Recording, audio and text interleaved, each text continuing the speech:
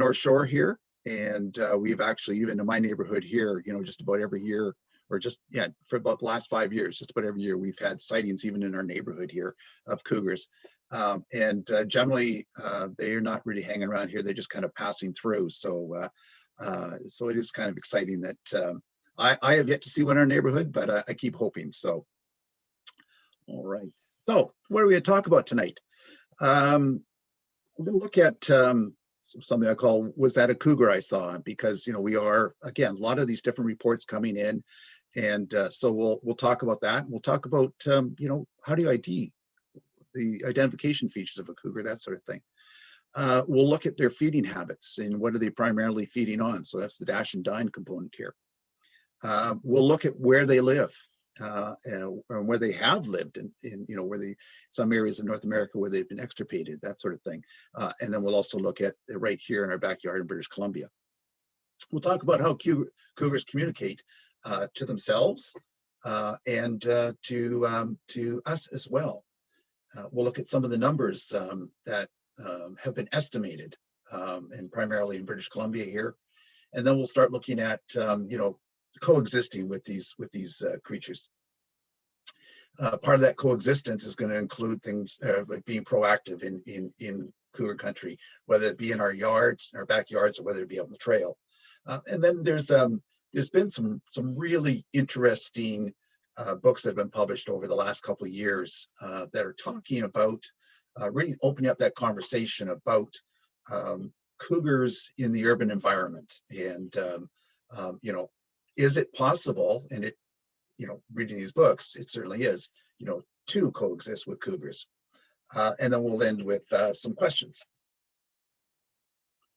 So, it's interesting because every year there's people who, we do have 3 different felid cats, or the felids in Canada here. And we also have all 3 of them in British Columbia.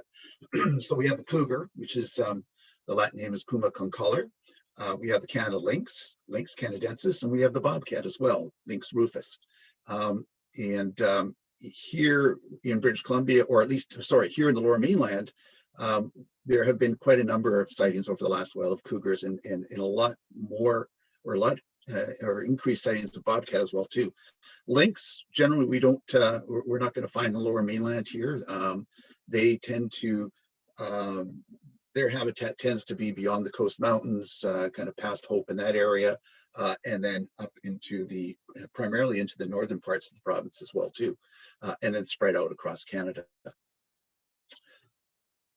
So cougar has when I was looking into some of this, I found that the cougar has over 40 different common names that are given to it right across North America and Central America and South America.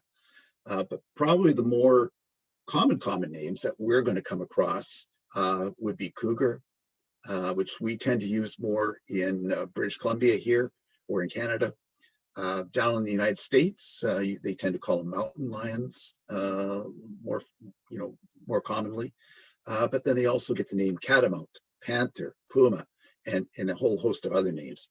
And as I alluded to in the previous slide, their scientific name is Puma concolor, and essentially that means a lion of one color. And you can see from that image there, they do have a relatively consistent color throughout their coat, and we'll get a little bit more into that when we get into the identification features. So color, and you can see here that again, very similar to a lot of other animals, and in particular bears. Cougars, although they do have a very consistent color, and for the most part, they do come in a variety of shades as well too.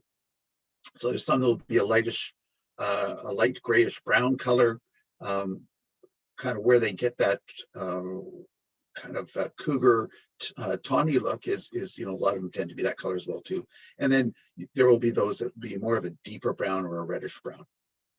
And you look and you see that adult up there in that graphic, and you can see that you can just see the sides as they go underneath the belly and that sort of thing. They have a very light colored belly, and you can you'll generally see on the adult cougars as well as the young, you'll see they have that long tail with a black tip at it as well too.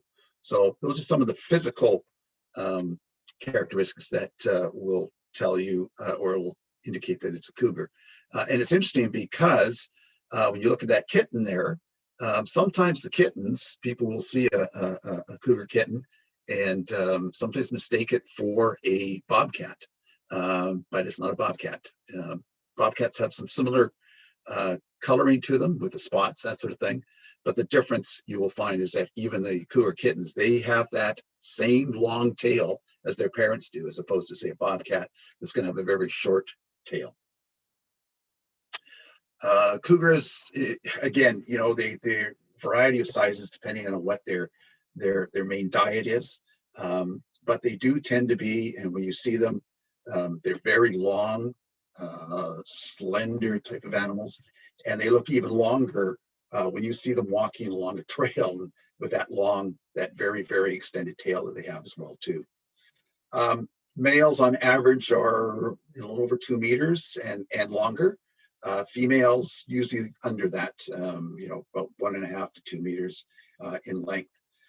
Males can weigh up to 65 grams and more, as well as females are about 65 kilograms, as opposed to females, which are generally smaller, and they'll run at about 45 kilograms and up as well too.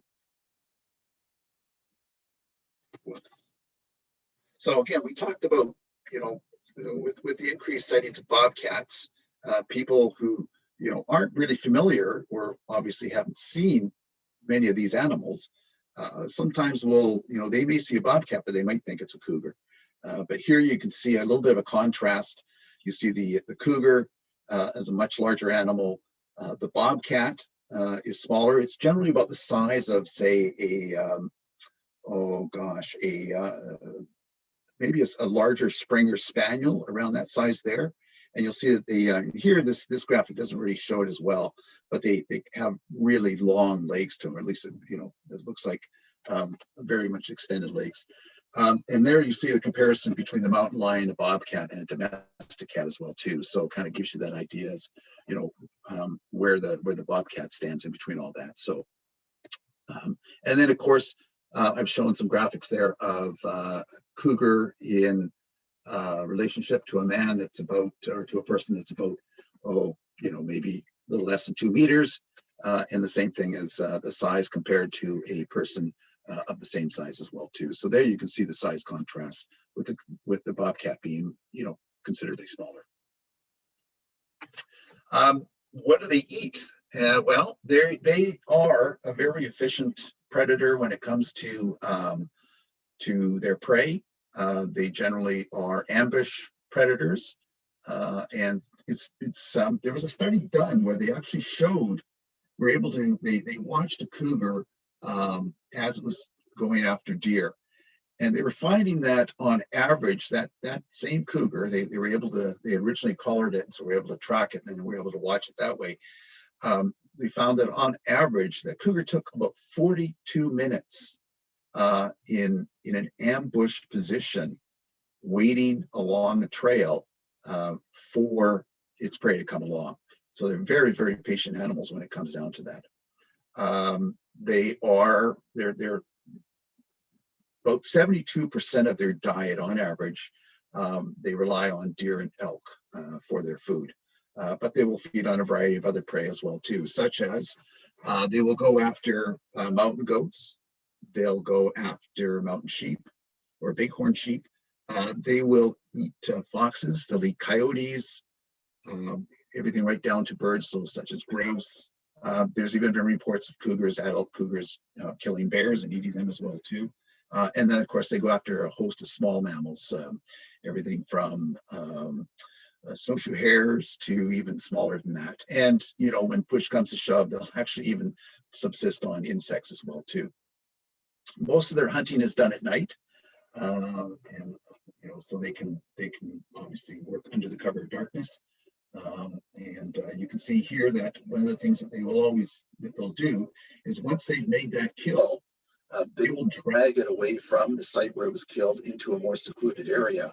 And you can see that this cougar has taken this deer, and basically what they do is they cover it up, and they'll feed on that for sometimes up to 3 weeks. So it lasts a long time, but they keep it covered up, and that way it hopefully keeps other predators from coming in and going after it. But they'll keep returning to it to feed on it. And a report that I read mentioned that male cougars will on average kill about 20 deer per year, whereas female cougars with young can kill up to about 40 deer per year for their to subsist on. Where are they found? So here you can see on the left is a map of North America, and you can see that there's a darker colored brown there. That's where cougars are currently found, and you'll see some spots in Idaho, Washington, where there's some of those lighter spots that where they're no longer there. That used to be their original range. But you'll also see that if you go all the way across the U.S., particularly the lower 48 there, you'll see that they used to extend all the way out onto the from the plains out into the East Coast. And that's an area where they no longer exist. They were over time when Europeans came over here, they were extirpated from many of these states because of hunting. But the big one, particularly in the Midwest, was as they started to get into farming and that sort of thing, that took away a lot of the cougar's habitat. But when you look from Western North America there, you can see that they actually will go right up into the northern, well, almost northern parts of British Columbia. Some they found some animals past that, but will extend all the way down to Patagonia in South America. So they, before they were extirpated from some of the areas in the United States and some of the parts of Eastern Canada, they were the widest ranging mammal in all of North America. The good news is that they are starting to make a comeback, particularly in areas like some of the eastern states there. But Florida, you'll see down the very bottom tip of Florida, it shows a little darker brown spot there, and they've got some of the Florida panthers, what they call panthers, which are actually cougars, have returned to that area. So they're starting to make a comeback there. You go over to the right, this particular graphic was taken from a study that was done by Ian Hatter, and it's a study of statistical population reconstruction of cougars in British Columbia. And it's the most recent study I could find, or at least of their range. And this was done in 2019. And you'll see that the gray area is their primary range right now in British Columbia. And all those little black dots are sightings and reports of cougars. So you can see that, particularly once you get into, into the southern interior there, you'll see there's quite a number of cougar sightings there. And then you look on Vancouver Island, and actually, I might have, but let's go on to the next one. I might have something there. Nope. So you look at Vancouver Island, and you can see that Vancouver Island has a huge distribution of cougars in that area. And it's actually said that it's estimated that, or suggested that Vancouver Island actually has the largest concentration of cougars in all of North America. And we'll talk about some of the numbers in a minute. But you also see that green area that goes up into the central, a little bit of the northern part of the province. And that's some of their secondary range as well too. And again, you'll see some of the little black dots there that indicate sightings and that sort of thing. So, that just kind of gives you an idea as to where you're going to find these animals. Again, looking at in cougars, because they're solitary animals, they're very elusive, and they have very, very large ranges. And it's one of the estimates I read that on average, the average cougar would contain about 100 square kilometers as its home range. And again, that's going to vary depending on the type of terrain, what vegetation is there, and of course the availability of prey. A female home range can extend anywhere from 55 to 700 square kilometers on average. A male's would be anywhere from 515 to 900. So the males have a much larger range. And again, it's going to depend on the quality of the habitats and prey and that sort of thing as well too. I think I might have got one of my slides mixed up, or anyways, hopefully we'll come across it. So let's talk a bit about the offspring. The females, they have a gestation period of about 3 months, and their litters are generally, and it will vary because sometimes they can have their litters throughout the year, but majority of the litters are generally born between late spring and summer. So in another month and a half or so, 2 months, then it's probably when the young will start to appear if they come out and that sort of thing. Most times it's 2 to 3 kittens that are born. And the interesting thing about it is that when the kittens are born, they have these dark black spots that you see on this little guy right here, and they're born with blue eyes. But it's interesting because usually after about 4 months, between 4 months and a year, they start to lose those spots, and they start to lose that blue color in their eyes as well too. The young will leave the family unit anywhere from the age of a year and a half to 2 years, and sometimes a little bit older as well too. So they stay with the mother for a fair amount of time.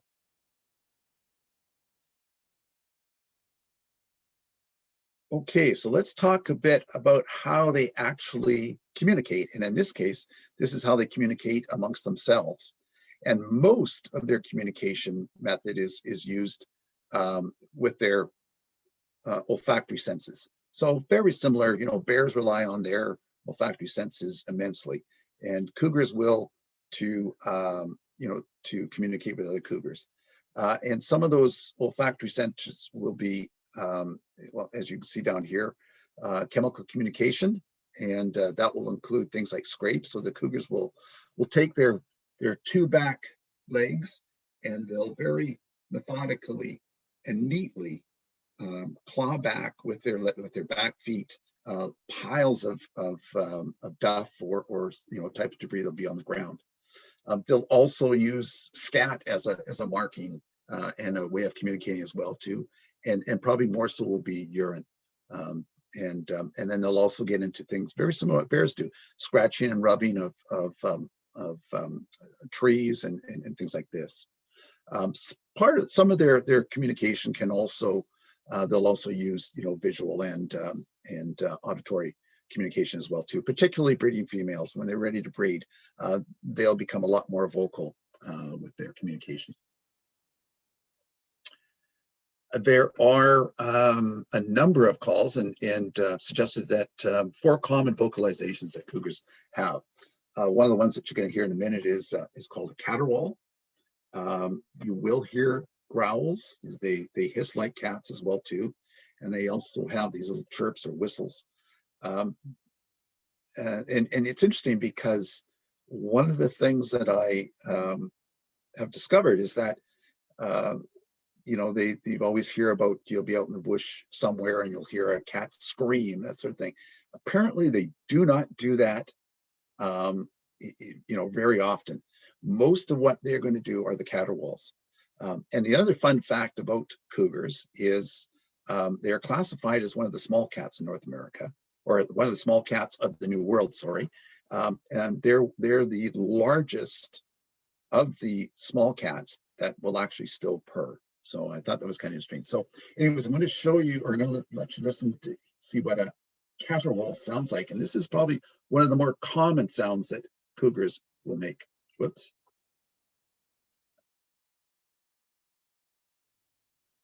Let's try this again.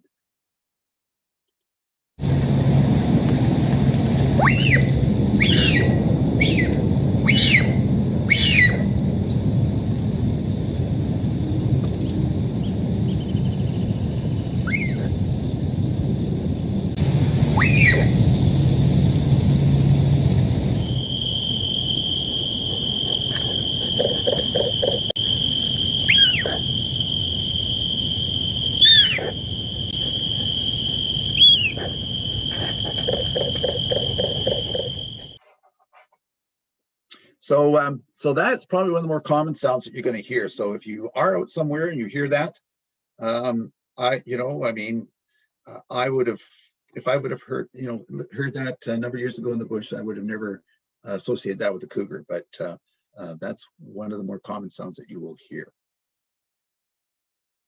So as Tracy mentioned earlier, there's been a lot more sightings, or it seems like there's been a lot more sightings over the last while of cougars in the urban area. And does that mean that there's more cougars on the landscape? Possibly, but probably more than anything else, it's just the fact of the technology that we have now. It just seems that everybody's got their cell phones out now and are able to get, some really, really good shots actually of some of the wildlife that's out there. And then having things like trail and security cameras, security cameras, like you see this picture here, and you've got these two cougars. It looks like it's a door security camera. It was able to capture that. And of course, trail cameras. I know that the Mossman Creek Hatchery has trail cameras out and have got some really, really fantastic shots, particularly of bobcats and bears and of cougars as well. I know I have 4 cameras up in the greenbelt behind my place, and I haven't got any cougars or bobcats yet, but I've got lots of bears and skunks and coyotes and deer and raccoons and that sort of thing. So we have that ability, and it's amazing now that we actually have this technology, because what we've been able to learn by some of the animal behavior and stuff like this by having these cameras. Another way that we've been getting the information out there when there are certain wildlife in the neighborhood is through social media. And people put together their own neighborhood apps, and I know that our block watch person here, our block watch captain, she's really good at getting the news out that if there's been something spotted in the neighborhood, and she does that either by email or there is an app that I think our general block watch organization has here on the North Shore, and then social media groups, sharing a lot of this information. And interesting, with the since we've been kind of in lockdown with COVID, I think people have had the opportunity, particularly with the number of people working at home, to be working away and then seeing some of the wildlife that comes into their backyard that they normally wouldn't see when they're at work. So that is probably, has to do with somewhat of the increased sightings. And then partly to do because of COVID, but also just partly because of where we live. Getting outside more into the outdoors, and we're getting into some areas that people haven't been able to get into, particularly with the road systems, the back road systems and stuff that are being put into place. So we're getting some really, really remote areas, and as we do that, we're also coming across more wildlife. Okay, so. This is kind of getting also into, want to get into a little bit of the numbers as well. In British Columbia, we, at this particular time, we do not have a species at risk legislation in British Columbia. We have the federal species at risk, the Species at Risk Act. So we've got that, but that's doesn't always translate to or work at a provincial level. So, but what we do have in British Columbia is our species ranking system, and it's broken down to three different color system. So yellow is generally here the least risk of being lost, or of least concern, that sort of thing. The next level up is blue, and that would be a species of special concern. And a species of special concern, you're looking at one right now on this field guide, which is the barn owl. Our great blue heron is also a species of special concern, as is the grizzly bear as well. Then we jump into red listed species, and that's a species that's at risk of being lost. So that's either endangered or that sort of thing. So so that's how we kind of rank some of our species. And currently, right now, the cougar is a yellow-listed species. So there's really at this point in time no management concerns as far as its numbers, and so they have it at being yellow-listed. And if you want to learn more about what our species are, this is actually an interesting guide that was put out by the South Coast Conservation Program. And you can actually access this online, and it will give you this goes back to 2016. So there's been, a number of species that changed. And these rankings will also change depending on, as there's more work done on some of these animals, in some cases they may be moved out of a certain ranking and put into another, that sort of thing. So anyways, you can go on to the BC Ecosystem Explorer, and you'll be able to, you can access all sorts of different species there just by searching and that sort of thing. So anyways, as mentioned, the cougar in BC is yellow listed. So it's a species of risk of being lost is the least or very little. So where's our population stand as far as cougars? And these are really old numbers, and it's hard to find any new numbers, but currently estimated about 4,000 cougars in Canada. And when you look at where the biggest portion of those animals is in British Columbia. Estimated that we have about 3,500, although I've read of an account that has estimated even potentially up to 6,000 cougars, but I decided to go with the more conservative number there at 3,500. And nearly 1/4 of our population of cougars are found on Vancouver Island. And as I mentioned before, or I don't know, maybe I didn't or not, but Vancouver has the densest cougar population of anywhere in North America. So at about 875. So that's kind of what the numbers look like. And it doesn't seem like that is a big number, but when you consider the size of their home range, it takes up a lot of it'll take up a lot of area, and not all of British Columbia obviously as well as the appropriate habitat for these animals as well. So can we coexist with cougars? And these are just a few articles that I found over that have happened with either cougar encounters or cougar sightings, that sort of thing. And the most recent one was a cougar sighting near Eagle Ridge, and that was on January 28th. And there you talk about social media. Well, that was a Facebook posting. So there you go. So that's the information getting out there.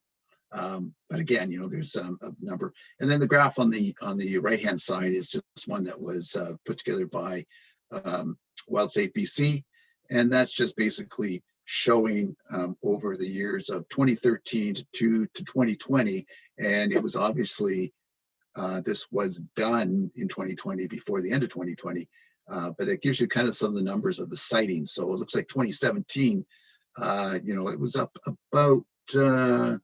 Looks like it's about 165, maybe 170 sightings, that sort of thing. So, and again, some of those sightings, maybe that animal may have been sighted a number of times and reported. So anyways, it's interesting when you start to look at some of these numbers. Where you generally get some up-to-date numbers, and if you want to see around the province, and even in your own area, where a lot of these sightings have been, you can actually go onto the WildSafe BC website and go to the Wildlife Alert Reporting Program, or WARP, and you can actually log into that, or you can get the information to log into that, and you can actually go in and find where a good portion of sightings are. Here it shows cougars, but you can check out bears, you can check out I suspect bobcats as well too, and deer and that sort of thing. But the real challenge when it comes to coexisting with cougars is us. We really throw a lot of things at the wildlife that come into the urban areas here, and so probably one of the more challenging ones is our urban expansion or habitat encroachment. And a prime example is the picture you see on the right is the Burke Mountain area. And, you know, I grew up in Coquitlam, moved there when I was 6 years old back in the 60s. And boy, I'll tell you, it just, when I see Burke Mountain now, as a Boy Scout, we used to go and do our camps up there. And boy, has it changed now. But it's no different when you look at places like Westland Plateau, or even in the area that I live. You know, we just continue to push up into the into cougar habitat or into wildlife habitat. And so, you know, part of the challenge there is, you know, are we opening up our backyards to this to the, you know, wildlife, whether it be cougars or bears, that sort of thing. Another issue that is happening is habitat fragmentation.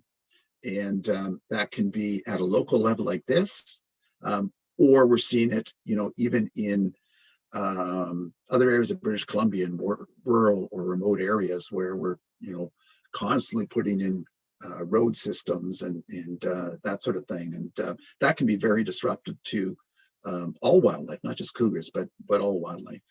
And part of that opening up of, and when we do that, we fragment the landscape. And so it just makes it, the wildlife lose those travel corridors in order to, that they need to move through the landscape to get that genetic diversity out there.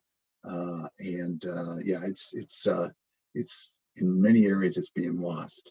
Interesting here, you can see we actually have created, or it looks like there's been created here up in this development.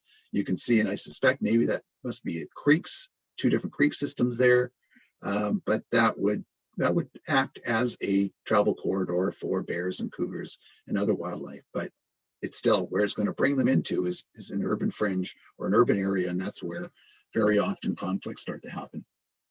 Outdoor recreation is another big issue. And whether it be motorized or non-motorized recreation, again, we're pushing into areas that, you know, where wildlife had that solitude and that ability to have some really good quality habitat. And, you know, we go into some of those areas and we start to disrupt that natural system that's taking place there. I'm going to show you, hopefully this is going to work. This is just a, from Metro Vancouver, and it shows the expansion of the Lower Mainland as far as development goes. And majority of it is in areas that that's already kind of been developed. There's still some green space there, but we're starting to take it away. But as you watch this, watch along the mountains, the whole north shore of the mountains that goes from basically West Vancouver all the way over into, it's not going to show Maple Ridge and Pitt Meadows that much, but you'll see the other areas there. So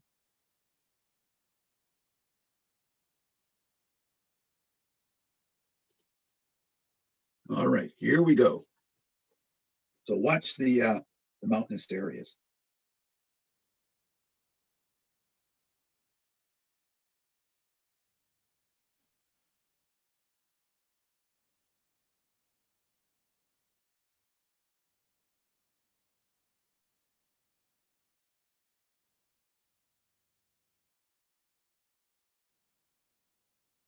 And that goes up to about 2017. So that gives you an idea as to how much we've developed in the last, now can I get out of here? Tom, we actually didn't get a chance to see the video that you just played. Oh, it didn't show up? No. Oh, sure. okay. Maybe it's not going to work then. Maybe we can, I'll grab that and share it to people. Sure, yeah, there's the link that's on there that, okay, we're gonna have to go back to.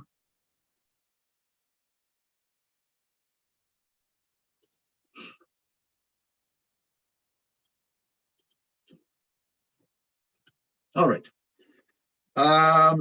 Other impacts that we're having on wildlife and in for our purposes here, cougars, industrial development, and a lot of that is occurring outside the Lower Mainland, but we have, you know, a lot of it happening within, whether it be gravel extraction, in some areas, or I'm trying to think what else we might have for industrial, or, you know, when you start thinking about, you know, if we're going to start expanding some of the areas for you get up into the Port Moody area, and we've got, you know, certain pipelines and stuff like that coming through. And then the other one that's a huge part of coexisting with cougars is human caused mortality. And of course, every year there's mortality as a result of public safety concerns, you know, whether they be valid or not. Depredation, and depredation can be for an urban area. It can be, say, your pet cat or dogs. So that sometimes will be can cause the you know, mortality of a cougar. Depredation, even when you get into things like you know, with the number of chickens, backyard chickens that are coming into play now, if they're not properly secured, you know, depredation can occur by cougars and by other animals as well too.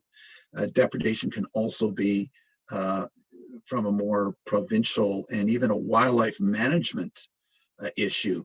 So, for example, with the recovery of the Vancouver Island marmot, there were a number of wolves and cougars that were removed from those areas to try to give the Vancouver Island marmot a chance to rebuild its population.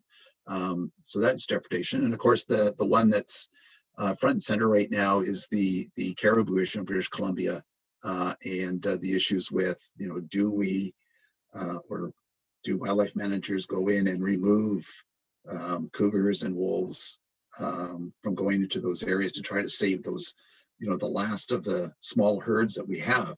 You know, and of course, I think that you have to balance that as well with, you know, keeping also things like outdoor recreation out of those areas as well. And then, of course, automobile strikes. You know, there's as these animals try to cross busy highways and that sort of thing, that's when these unfortunate situations happen. Now, if you want to, you can actually go in to the Ministry of the Forest, Lands, and Natural Resource Operation and Rural Development, FLNRORD website, and it's a little hard to find. So that's why, you know, I hopefully Tracy can make this URL available to everybody if you're interested, and this will bring up basically the predator statistics, what the ministry calls the predator statistics, and this one is specific to cougars. And you can actually go back to this, the data will go back to 2011 to 2012, and it will be current up to 20, well, most of it will be, there's not much in the fields from 2021 or 2021 yet. But you can go back. I went back on last year, so from the year 2019 to 2020, there were actually 50 cougars destroyed in British Columbia by the COS, and then 15 other cougars destroyed by other means. Might have been by trappers or not necessarily trappers, but potentially contract control people. So anyway, so you go into that, and you can actually, on that same, you can kind of go back and you'll get bears and wolves and stuff like this as well too. So kind of give you an idea as to kind of the numbers. So what can we do? Well, at home, some of the things that we can do to prevent cougars from getting into trouble is dealing with landscape. So, for example, if we have cougars, if we look on our backyard and we've got a lot of heavy vegetation, that provides some hiding cover for cougars. So if we can open up some of that vegetation and have more broader sight lines, that's going to help a situation. And again, that will help prevent hiding spots and that sort of thing. And then part of that is, you know, just being careful what we're putting into our gardens and that sort of thing. And is it attracting prey animals? Because when you start attracting prey animals, like deer, for example, then you're creating opportunities for cougars. So just keeping some of those things in mind can prevent things. Remembering that, you know, feeding pets indoors, and that's, again, Not so much that, I mean, cougars will take advantage of that, but again, you're going to be attracting other types of prey animals that cougars may want to feed on. And so again, it's another attractant. Cougars, for the most part, tend to be active after dusk and usually before dawn. And so that's when you really want to be careful with your pets when you're letting them out and that sort of thing, because cougars will look upon them as prey as well. Sealing off any spaces that you may have around your yard, whether it be under sheds or other buildings or even decks, because that can be a little bit of a refuge for cougars, particularly if they're waiting to, if there is a dog or something around that they may be interested in. Keeping your yard lit if you're going to be out there at night or whatever. So installing lighting around your yard, particularly walkways and pathways and that sort of thing. And then once again, going back to containing your attractants like garbage or compost, just making sure that they're not going to attract other types of wildlife that cougars could look upon as being prey. When we're out in our parks and the trails and that sort of thing, and we do get into some of the areas like we have in North Vancouver and in Port Moody. I think of places like Sasamat Lake, or not Sasamat Lake, but Bunsen Lake and places like that. Where you're going to get you'll find lots of different types of wildlife in that area. The best proactive thing that you can do when you're out there is just staying alert of your surroundings. Just keep an eye on what's happening around you and that sort of thing. Hike in groups, and it's suggested hiking in groups of 4 or more. They've generally found that that has lessened the, when they've looked at any kind of situations that have occurred, they found that groups of 4 or more have lessened any negative situations from happening. Always make noise as you move, alerting wildlife that you're in the area. And in particular, with respect to cougars, keeping your small children in sight, okay? Because when you look back on any of the opportunities that can come about cougars, when you look at some of the attacks that have happened, for example, you'll see that a good majority of those situations involve small children. And same thing, keeping dogs either on leash or at least under control, so that that won't create a situation as well too. And then just being able to identify cougar signs such as scat or tracks, or as we talked about, some of the other scratches on trees and that sort of thing as well too. And should something happen, if you do find yourself in an encounter, main thing is first and foremost to stay calm, and then don't run, because that can trigger a chase instinct in that animal. And cougars can run, as you can imagine, extremely fast. And they've been clocked anywhere from 35 to 65 kilometers an hour. They can't sustain that for a long time. They're more ambush animals, but still they're gonna outrun you. If you have children around, either pick them up or just gather everybody into a large group, and then at that point start backing away very slowly, keeping an eye on that cougar. And hopefully that will allow a cougar an avenue to escape. If that cougar does start to follow you or come towards you, what you want to do is make yourself look as big as and mean as possible.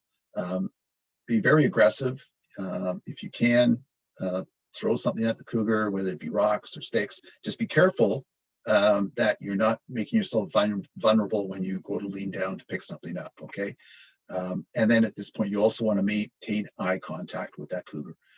Because that's an indication of you're not being submissive to that animal. You're making direct eye contact with the animal and getting it to back down.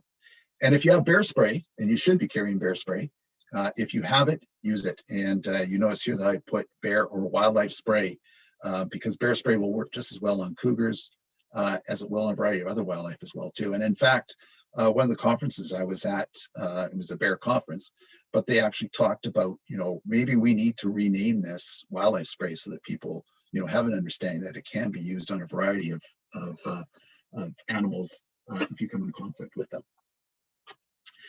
This is actually from the Cougar Management Guidelines Working Group. They put this together after looking at, how we started to base a lot of our behavior in encounters or in situations with bears. It's all based on the bear's behavior. Well, they started to look at cougars and said, you know what, we should be able to, we should look at the situations and see if we can come up with some type of matrix that will indicate what that cougar's intentions are by interpreting its behavior. And so you can see in the yellow area, anything there that you see, whether it's seeing the cougar off in the distance, if that cougar's not really focused on you, that sort of thing. It's showing anything from that. The interpretation is being anything from a secretive type of behavior to just wanting to avoid you entirely, potentially being curious. But those are all looked at as being low human risk as far as any situations happening. You get into the orange area, and then that's when things start to be a little bit more. You need to be a little bit more careful, and that can be, if you've got that cougar, kind of focused on you, so it's got that intense staring. If it's following you, or it's following you and then it disappears and it comes out again, alongside a road or whatever it might be. It could be, there is the potential, it could be looking at, potentially an attack. And then you start to get some of the vocalization, and particularly so with the female cougars, if it's, say, with their young, they can start to act defensive, or even potentially a cougar at a kill site as well too. So those could potentially be moderate risk situations. But then when you start to get into some of its other behavior, and this is very similar to what you might see in your house cat out in the backyard scoping out a bird, you'll see it crouching down, either down very low on its legs, or actually even down on its belly. You'll see it's just very focused on you. The ears will be back a bit, and that potentially could be a pre-attack type of behavior. So obviously very high. And then when you start to see in the next cell, and you start to see some of these other things where maybe it's showing that the fur is up a bit, the hair's up a bit, and you see that tail starting to twitch back and forth, or if you see that back end starting to pump, and I think everybody's probably seen their house cat doing that as they're scoping out something to pounce on. Cougars will do the same thing. And again, it's an imminent attack, and the human risk in this kind of situation is very high. So again, you can by using this matrix at least get somewhat of an idea as to what that cougar's intentions might be. Okay, I'm going to just show you this. Hopefully this will work. Tracy, let me know if it's not. It's great. It's working? Yeah.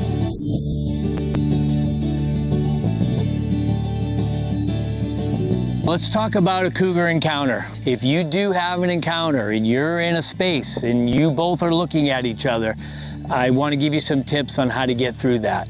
The first thing, please, please, please do never turn and run. That's what prey do. It triggers an instinctual response to run after you, so please do not run. That's the last thing you want to do. The second thing is, don't ever break eye contact. It's a misnomer. It's been put on the internet. A lot of people think you shouldn't look at the animal, it's aggressive. No, with cougars and bears, you want to maintain eye contact and know what they're doing and know that they know that you see them. That's important. And so you want them to feel uncomfortable, and by staring at them, that can help. The next thing you can do is just make yourself as big as possible. Stand tall, wave your hands, use your whistle if you have it. Those are great things. Those are things that prey do not do. You will confuse that cat. If he kind of says, well, I'm not sure what I'm going to do, and he's looking around, those are good things. He's looking for an escape route. If he takes a step towards you, take a step towards him. Tell him you're not going to put up with that. Blow that whistle again. And then the last thing, be ready to grab that bear spray that you have on your hip and take that safety device off and get ready to point it. And don't, if it's too far out there, don't press that trigger until it starts approaching you.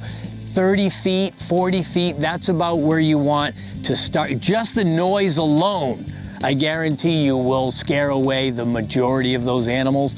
But once that cloud starts building and moving towards that animal, they're gonna get it, they're gonna turn, they're gonna run. So those are just simple things that you can do to stay safe in the backcountry. Don't stop hiking. This is a great place to do a lot of outdoor activities. Washington is beautiful. So just be prepared for the off chance that it happens, the 0.01%, and enjoy Washington's outdoors.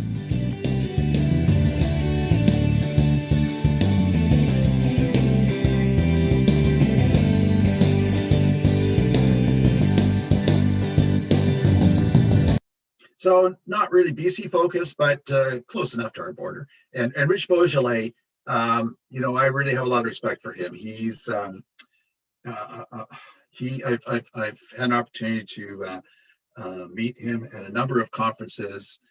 He's really been innovative, and you know, with some of the things that he's come up with. He and his colleagues developed a catch net for bears, and they have a policy also on how they deal with bears that they want to, you know, they want to move out of an area. You know, when they go up a tree, they won't do anything with the bear if that bear is up more than 10 meters up the tree. If it's past that, they're not going to dart it or anything. But he's developed this really neat catch net that when they do dart it, that bear falls onto this, and it prevents you know, a lot of injuries that can happen to bears when they just tend to drop them onto the ground. So, but very, very interesting fellow, and yeah, he's done a lot of good work with large carnivores. So, just if you want to get some really good information and about kind of what's going on right now in North America, some of the changing thought on large carnivores, and in this case cougars. This is the Cougar, Beautiful, Wild, and Dangerous is written by Paula Wild. Paula is from British Columbia, and so there's a good portion of her book that is obviously focused on BC.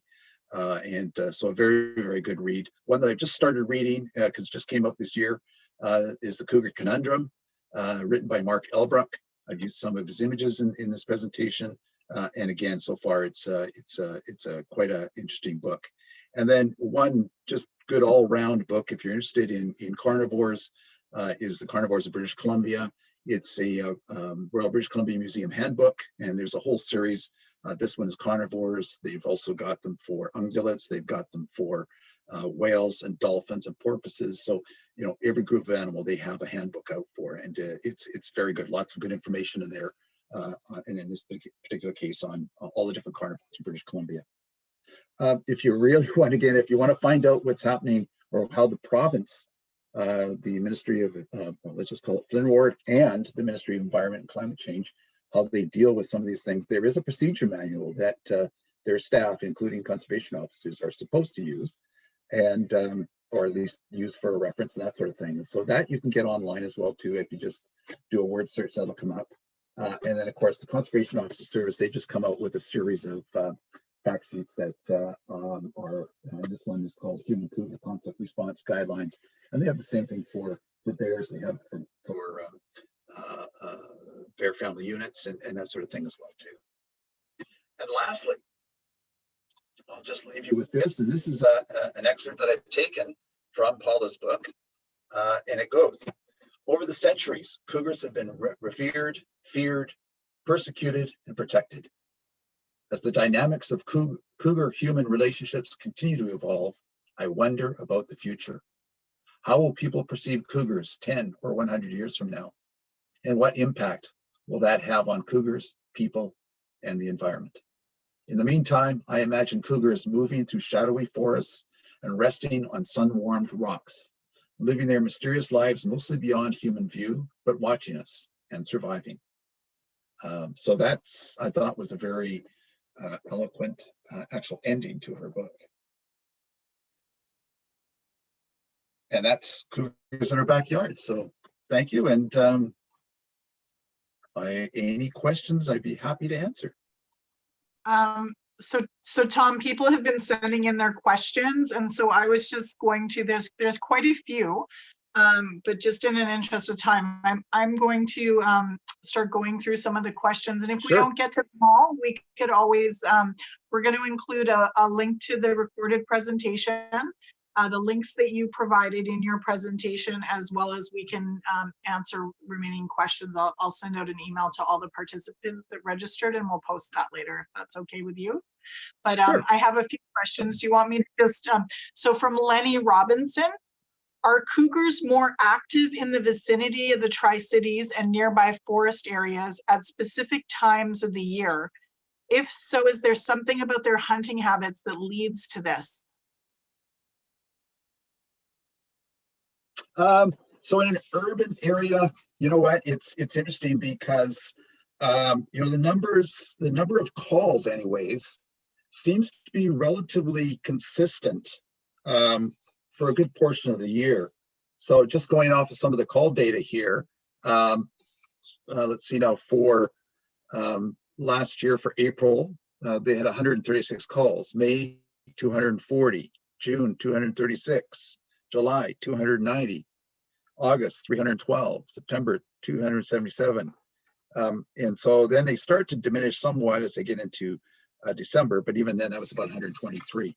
So I think it's just, you know, it's, you know, we're in their we're moving into their backyard or into their area. And, you know, I think that if there's easy pickings as far as dogs, cats, raccoons, skunks, whatever it may be, then we're gonna continue to see cougars. And so yeah, I think I mean, it seems to be in certain areas you'll see more, say in the late spring and the summer, but it just to be consistent on an overall basis as to when you're going to see them here in the Lower Mainland. Okay, and then the next question from Michael Fox is, if their main food source locally, so deer or otherwise, becomes scarce over time, do they typically move on, follow the food, or is that what leads to more conflicts with human and domestic animals? Yeah, I mean, if the food source diminishes, then the cougars will generally move on. And it's pretty similar with a lot of the wildlife. And that's one of the things they're finding right now is as mule deer and even, you know, are moving more northwards into the province, and whitetails are coming more into, you know, into other areas of the province, that they're finding that cougars are actually, they're shifting, you know, their movements are shifting and they're going following that particular prey. Okay, and then the next question, so in your opinion, with Vancouver Island numbers being so high at 25% of BC total, is there a management plan in place, and if yes, what type, such as permitted hunting? Do you know? I don't believe there is a current management plan in place. I think and I could be wrong, but you know, I haven't found any current management plan. I think the last one that I was able to find was 1981, I think it was. So, you know, unless there's one in the works, I don't know. But yeah, I haven't heard of a more recent management plan. Okay, and then just a couple questions about, so someone asked if walking with a dog attracts more cougars more than just going on a walk without a pet. And then there was also a question about if being a runner is puts you more at risk with a cougar. So I think those are like walking versus walking with. Right. Yeah. You know, as far as the running goes, there was, I know, a number of years ago, there was a number of situations that occurred down in a particular park, a little more of a remote park down in California. And it seemed at that time it was runners that tended to be kind of a target for at least one particular cougar that was in that area.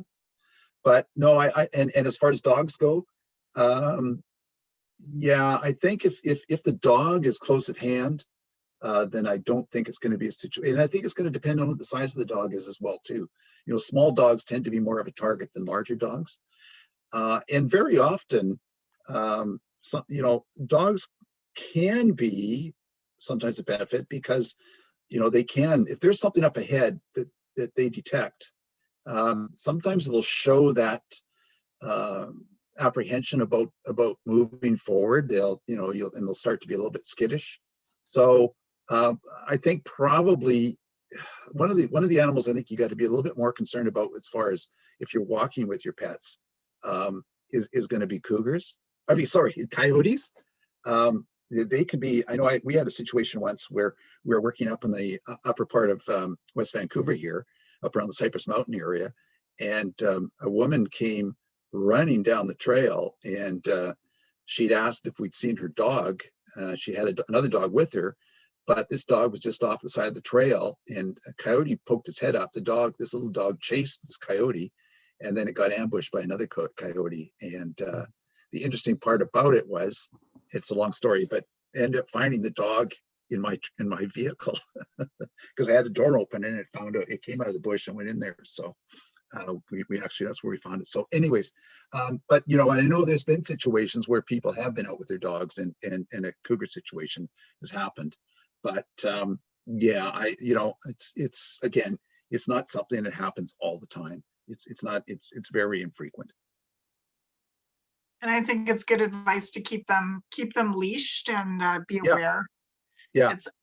So another question was, do cougars hunt solo or in pairs or groups? No. Unless it's a family unit. But even then, usually by the time the kittens are old enough to hunt, then by that time they're probably going to be dispersed by the mother. But yeah, otherwise they're solitary animals. They hunt as single animals. Okay. And then we had a question about just mating and kitten season. That was when do we expect cougars to be mating or kittens to be born? So they're probably starting, they're probably starting to mate now. And the kittens are born late spring and, you know, into early summer. So, and it will depend on, again, you know, particularly here in the Lower Mainland, you know, depending on what the winters are like and that sort of thing as well too. And then just we'll just do two more questions. So when you hear, you know, the caterwaul that you had played, so what does that mean? Do we know what that sound, the caterwaul sound means? So sometimes the females will use that to attract a mate. And other times they'll use them, you know, just indicating that they're in an area. So it's just another way that they can communicate, but particularly the females will continue to do it over and over and over again until they, you know, until a male kind of hones in on that. And yeah, so that's kind of what part of that communication that they'll be using that for. Okay, and then someone asked if a panther is also a cougar, a black panther. No. I mean, the cougar, another name for cougar is panther, but they're different from than a black panther. Got it. Okay. And then someone asked as well, another question was about climate change impacting cougars in BC. How you think it will impact them? I suspect that, you know, when you look at some of the work that's been done on climate change and, you know, how we're going to see different regions of the province change from say like vegetation types and that sort of thing.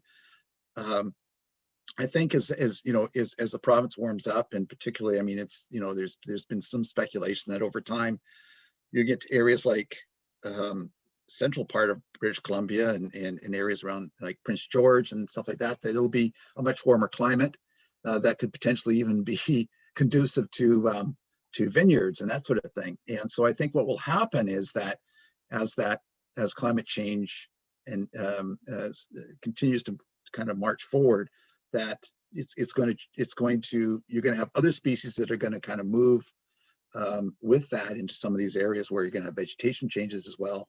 And so I think you'll probably see an expansion of cougar populations in some of these areas where, normally where you wouldn't have had them before. Particularly, cougars aren't really adept at being in the snow and that sort of thing. And so some of these areas where you get snow for a good portion of the year, from October through till beginning of May or whatever, if that changes, then I think that's going to again create some additional habitat that will be more conducive to cougar populations. Excellent, thank you. So because we're almost at 8:15, I'm going to end it there, but pass it off to Kevin Ryan to just close things out. And questions, all the information you've provided, we'll put in an email and send out to all the people that have registered. So I'll hand things off to Kevin now. Thank you, Tracy. That was great. And Tom, thank you so much. This was so informative. I really enjoyed listening to everything that you had to say. This is such an important topic right now for people, especially in the Tri-City areas, because there's so many people seeing cougars and that. I did a quick calculation of some of the numbers you did, and 20 deer kills a year. If there's 4,000 cougars, that's 80,000 deer in a year. That's a lot of deer killed. If they all go after deer, yeah. Yeah, exactly. I was also happy to hear that the people encounter was so low at 0.01%. That was good news. So again, thank you so much for your time. It was very informative. My pleasure. And I just want to let everybody know who's still on the line that we have another talk on this coming Monday, the 15th of February. Dr. Butler is going to be talking about predation impacts on bird behavior, which should be really interesting. So thank you to everybody who took the time to listen, and have a good evening.